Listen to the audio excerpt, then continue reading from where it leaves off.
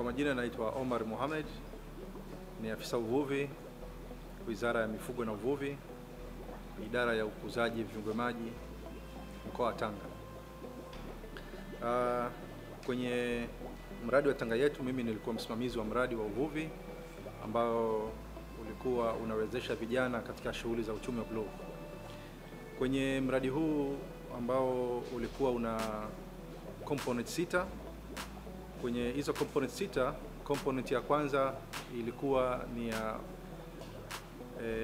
ya ugawaji wa fiberboat pamoja na zana za uvuvi kwa vijana, lakini component ya pili ilikuwa ni ya ufugaji wa samaki ambao ulichukua vijana wa kike na wa kiume pamoja.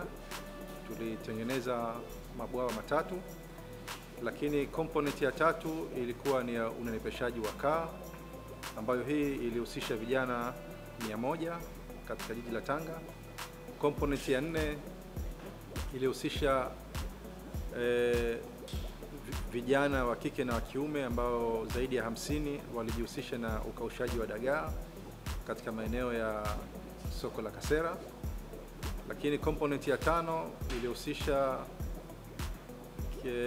vijana wa kike ambao ilikuwa ni wakulima wa mwani pamoja na ufugaji wa jongoo bahari, na component ya 6 ni uboreshaji wa kituo cha kutotolesha mbegu za jongoo pamoja na zakaa ambacho kipo hapa maeneo ya Machui.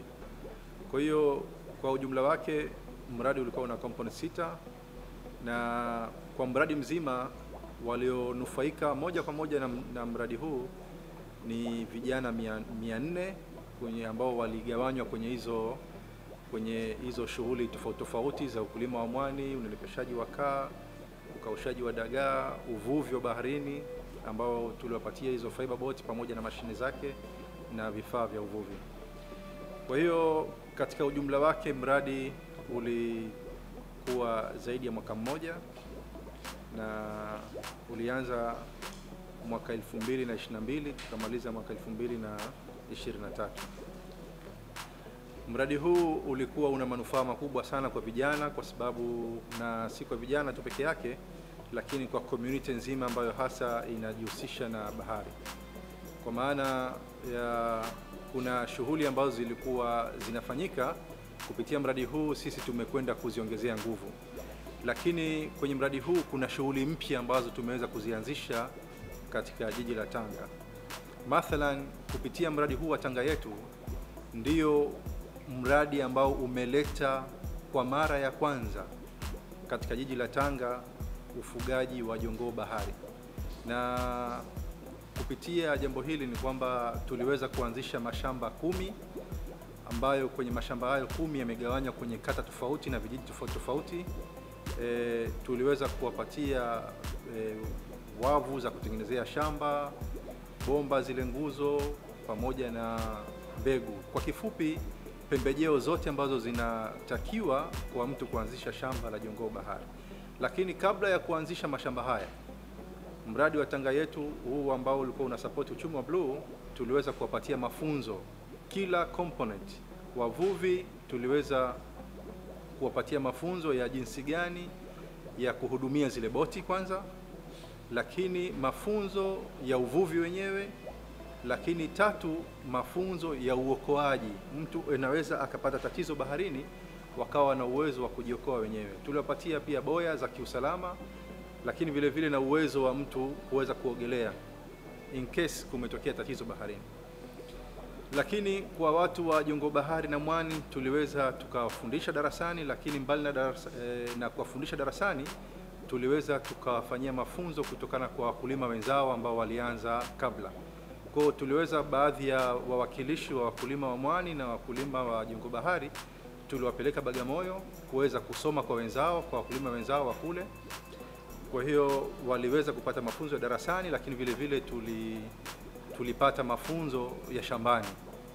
Kwa hiyo wakati tunakuja kuanzisha mashamba yetu, tayari walikuwa wana uelewa mkubwa kabisa wa nini kinachofanyika kuanzia shambani na jinsi gani ya kumwandaa yule mpaka anakwenda sokoni. Sasa kwa ufupi ni kwamba hizo component zote 6 tunashukuru kwamba zilienda vizuri. Baadhi ya mafanikio ambayo tumeyapata ni kwamba kuna ongezeko kubwa sana la watu wanaofanya shughuli hizi za ukulima wa mwani, ufugaji wa jongoo bahari, unenepeshaji wa kaa. Kuna watu binafsi wanaoingia, kuna vikundi vipya tumeanzisha ambavyo vimekuja baada ya kuanzisha sisi vikundi vya Tanga Yetu. Lakini vile vile kuna kampuni ambazo zenyewe zina mashamba yake pia yameanzisha, lakini vile vile wananunua mwani ambao na hizi kaa ambazo tunazalisha sisi. Bidhaa zote hizi zinapelekwa nchi za nje. Kampuni hizi zimesajiliwa rasmi na serikali, lakini vile vile wakati wa mavuno haya vikundi vyote ambavyo tulikuwa tukivisimamia tuliweka utaratibu wa kuhifadhi fedha zao benki.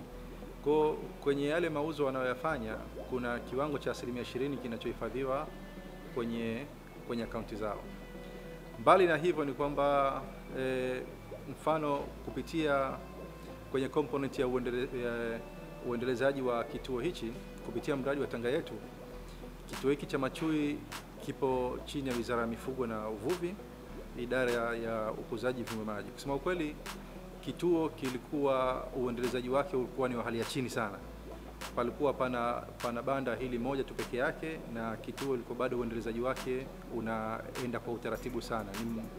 Kwa kifupi, ilikuwa hakuna kitu kikubwa ambacho kinachoendelea hapa kituoni zaidi ya kutoa tu elimu, lakini uzalishaji ilikuwa hakuna.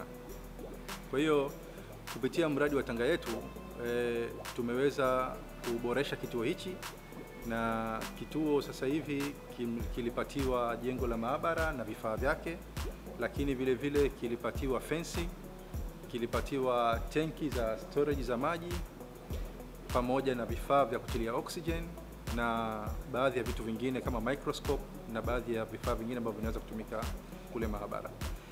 Uzuri, baada ya kuboresha kituo hichi kupitia mradi wa Tanga Yetu, baadhi ya mashirika mengine makubwa mfano shirika la maendeleo la Umoja Mataifa UNDP wameamua kutushika mkono na kusapoti kile ambacho kilianzishwa na Tanga Yetu. Wamekuja kutuongezea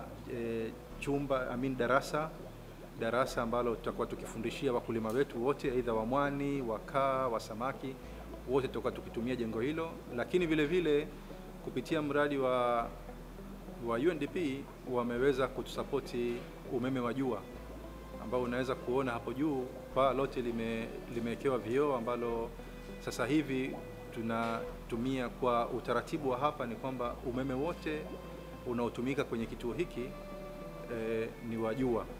Kwa hivyo tulipata changamoto hizo mwanzoni, tulianza uzalishaji wa jongoo bahari, tukawa tumepitia zile changamoto za katika kwa umeme. Kwa wenzetu wa UNDP wamekuja kutushika mkono kwa kile ambacho kilianzishwa na Tanga Yetu. Kwa sasa hivi kama unavyoona kituo kinaenda vizuri, na utaona kuna baadhi ya kaa tayari wameanza kuatamia mayai na baadhi ya jongoo tayari tumeanza uzalishaji.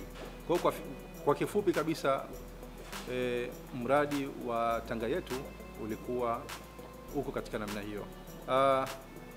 Kwa kila bidhaa ambazo tulikuwa tukizisimamia sisi, mfano kwa mwani, kilo moja ya mwani mkavu imeuzwa kuanzia shilingi 2,000 mpaka 2,500, na kwa kaa kila kilo moja ya kaa inauzwa kati ya shilingi 30,000 mpaka shilingi 35,000, na kwa jongoo bahari, jongoo mkavu ameuzwa kuanzia shilingi 80,000 mpaka 180,000. Hii inategemea grade ya yule jongoo ambaye amevunwa ana gramu ngapi. Malengo ya mradi ilikuwa, lengo kuu ni kuwainua vijana kiuchumi kupitia mradi wa uchumi wa bluu. Kwa kifupi ni kwamba malengo yametimia, kwa sababu vijana wengi sana ambao tulikuwa tukishiriki nao kwenye mradi huu wameweza kupata ajira hizo na wanaendelea mpaka leo hii. Mradi ulishaisha, lakini zile shughuli zinaendelea. Ukifika shambani, wakulima wa mwani utawakuta wanaendeleza shamba zao, na kila baada ya mvua 3 wanavuna mwani wao. Ukienda kwenye shamba la jongoo wanaendeleza shughuli zao, ukija kwenye shamba la kaa wanaendeleza shughuli zao. Kwa kifupi naweza kusema, na hata wale wa fiber boat. fiber ambazo tulizianzisha zile za uvuvi mpaka leo zinaendelea kufanya kazi na wale vijana wanaendelea kupata kipato kupitia shughuli zile. Kusema ukweli, sisi kwenye masuala ya makundi ya kijinsia kwenye mradi ambao tulikuwa tukitekeleza huo uvuvi ulikuwa una mafungu. Kuna baadhi ya miradi ilishirikiana, wanaume na wanawake walikuwa pamoja kwenye kazi, lakini kuna miradi ilikuwa ni ya kina mama peke yake. Mfano, mradi wa mwani. Mradi wa mwani ulikuwa ni wa kina mama peke yake, kina mama 100 walishiriki. Lakini kwenye mradi wa ufugaji wa samaki, mradi wa kukausha dagaa, huu ulihusisha kina mama na vijana. Kwa hiyo kusema kweli, sijaona changamoto kubwa kwenye ushiriki wao. Sijaona changamoto kubwa sana. Mimi ushauri wangu kuhusu mradi huo uvuvi ni kwamba kwa kile tulichokianzisha kuna changamoto mbalimbali ambazo tumekutana nazo, ukiacha yale mafanikio makubwa ambayo tuliyapata. Kwa hiyo ninachokiona ni kwamba kwa zile shughuli ambazo zimeshikwa na wakulima na hao vijana wamezishika mpaka leo na zinawapatia kipato, kuna ongezeko kubwa la vijana ambao wanahitaji kujihusisha na shughuli hizi. Kwa kama tulivyoweza kuwasapoti wale vijana wa mwanzo, kama kuna uwezekano wa kuwasapoti tena vijana wengine na wale wa mwanzo tukaweza kuwaongezea, kuwa scale up namaanisha kuongezea mradi katika ukubwa wao. Kama walikuwa wanaweza kujiendeleza, tunaweza tukawapima katika uzalishaji wao, wanaweza kuzalisha kiasi gani. Kwa hiyo kutokana na takwimu ambazo tunazo, vyote vinawezekana kwa support. Ila kwenye uendelezaji wa huu mradi ni kwamba kuna baadhi ya changamoto ambazo tulikutana nazo ambazo nilikuwa sipendelei zijirudie tena. Mfano, kwenye uanzishaji wa mashamba ya kaa tulitumia vizimba vya miti. Kwa hiyo ile challenge tunaweza tukaiondosha, kwa maana ya wakati tunakwenda sasa kuanzisha mashamba mengine ya kaa, tusitumie tena vizimba vya miti, tukatumia vizimba vya plastiki, kwa sababu tulianzisha mashamba makubwa, lakini baadaye tukaona kuna athari ya kimazingira. Kwa hiyo ni kama lesson kwetu sisi ambao ni wasimamizi, tuende na teknolojia ambazo zinatunza pia mazingira.